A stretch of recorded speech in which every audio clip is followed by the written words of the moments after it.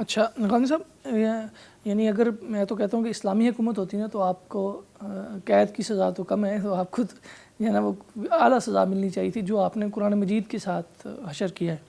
دو مثالیں میں آپ کو دوں گا کہ ایک تو آپ نے قل اللہ احد کا جو ترجمہ کیا ہے وہ آپ نے کر دیا جی کہ وہ اللہ تعالیٰ سب سے الگ ہے، یعنی یہ احد کا ترجمہ کسی عربیت کی روح سے یا کس روح سے آپ نے کیا ہے۔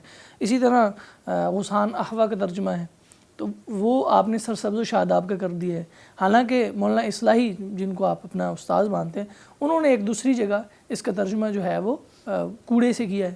کتنے ہی مفسرین ہیں، اردو کا کوئی مفسر نہیں ہے جس نے یہ ترجمہ جو ہے وہ کیا ہو جو آپ نے کیا ہے۔ تو یہ تحریف کی صورت نہیں ہے، یہ تحریف نہیں ہے تو کیا ہے؟ میرا خیال ہے کہ پہلے تو کٹہرے میں کھڑا کر کے وہ سزا دے دینی چاہیے جس کے بارے میں آپ فرما رہے ہیں۔ یہ اس دور میں اور بھی بہت سی چیزوں پر سزائیں دی جا رہی ہے، تو یہ کام بھی کر ڈالنا چاہیے۔ قرآن مجید کا جب آپ ترجمہ کرتے ہیں تو یہ ہو سکتا ہے کہ ایک متداول ترجمے سے آپ کہیں اختلاف کریں۔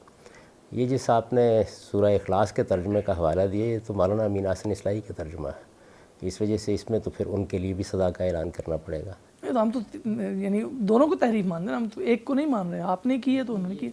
یہ تحریف نہیں ہے، بلکہ کبھی ہم لفظ کا ترجمہ لفظ کے لحاظ سے کرتے ہیں، کبھی لفظ کے مصداق کے لحاظ سے ترجمہ کرتے ہیں۔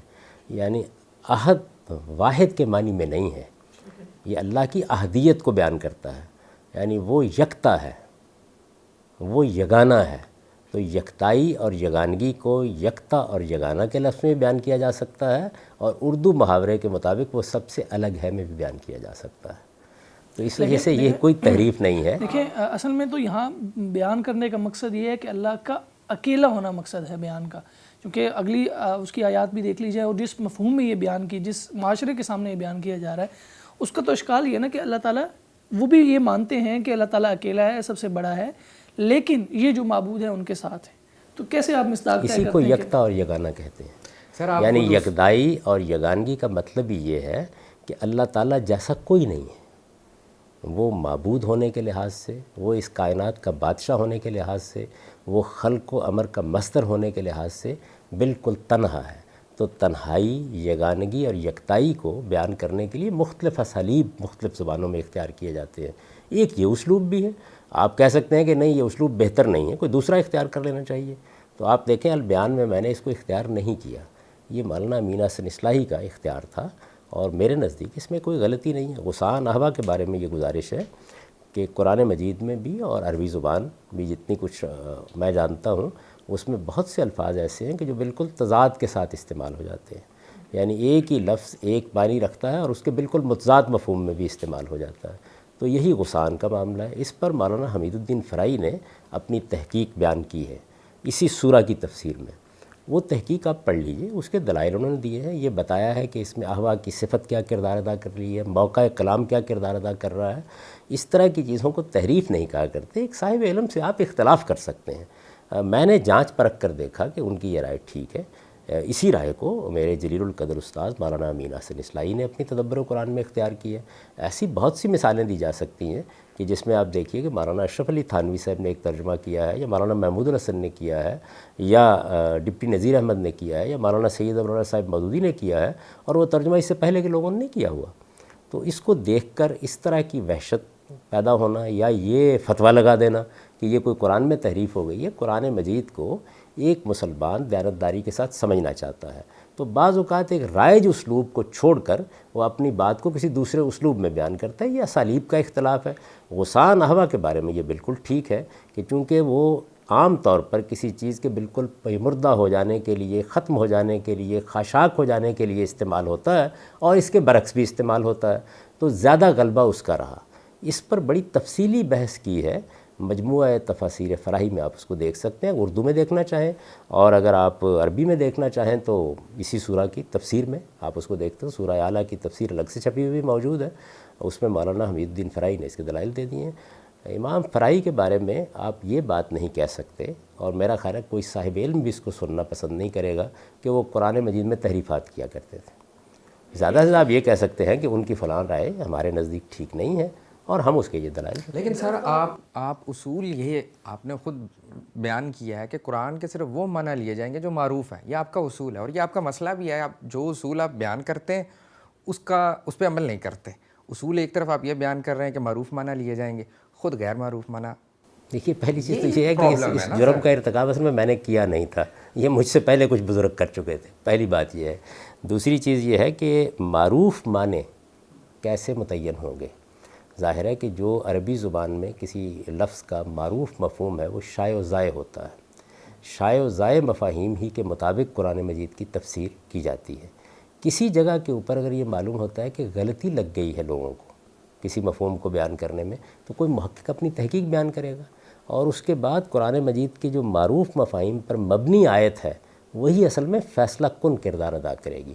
تو مولانا حمید الدین فراہی نے اسی اصول کے اوپر اس لفظ کی تنقید کی ہے، اس کی تحقیق بیان کی ہے اور پھر یہ بتایا ہے کہ یہ کیسے فراموش ہو گیا. یعنی لوگوں کے اوپر بعض اوقات کسی مفہوم کا غلبہ ہو گیا، انہوں نے اس کو بیان نہیں کیا.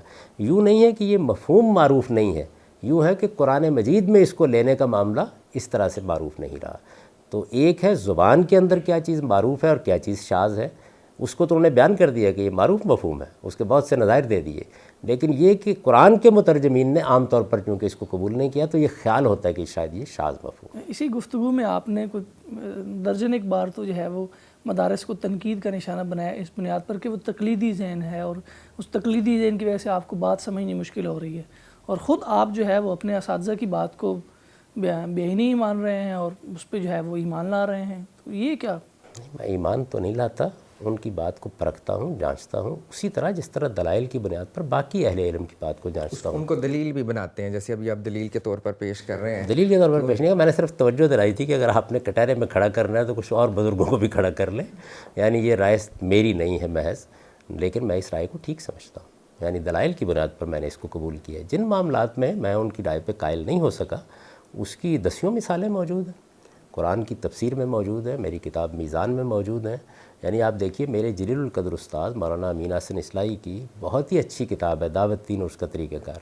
میں نے قانون دعوت میں کم و بیش پوری کتاب کی تردید کر دی. میرا زاویہ نظر بالکل مختلف ہے اس معاملے میں. میراث کو کیسے سمجھنا ہے، اس قانون کی کیا نوعیت ہے، تدبر قرآن میں بھی پڑھ لیجئے، میرے ہاں بھی پڑھ لیجئے.